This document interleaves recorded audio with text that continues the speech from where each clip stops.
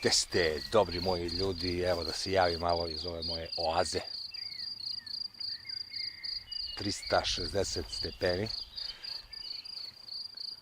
Da ne bude da nešto fejkujem kao NASA u svemiru.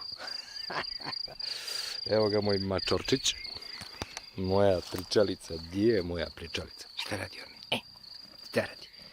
Gdje? Još sam počeo spavam, bre. Sat vremena popodne, ali dobro, ustajem rano, pa mi se nekako može, opet mi je dugačak dan.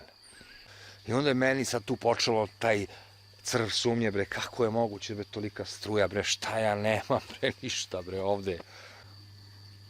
Ja ne znam, bre, to ovde u šumu kad dođem, inače sam zbog ovoga i kupio ovo imanje, upravo zbog ovog pogleda u ovoj šumi, nešto što u ovoj šumi ima, što mene fascinira od samog početka.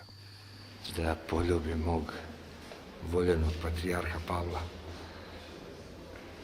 Hoću njegovu sliku da stavim u studiju. Kakav je to čovjek bio?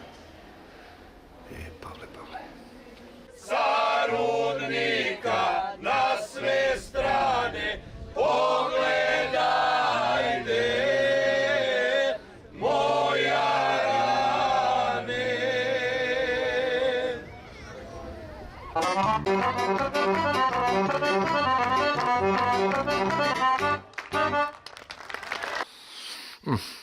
Šta da vam kažem? Pazite ovaj zvuk.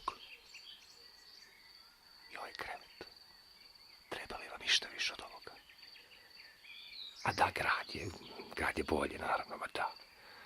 Apsolutno.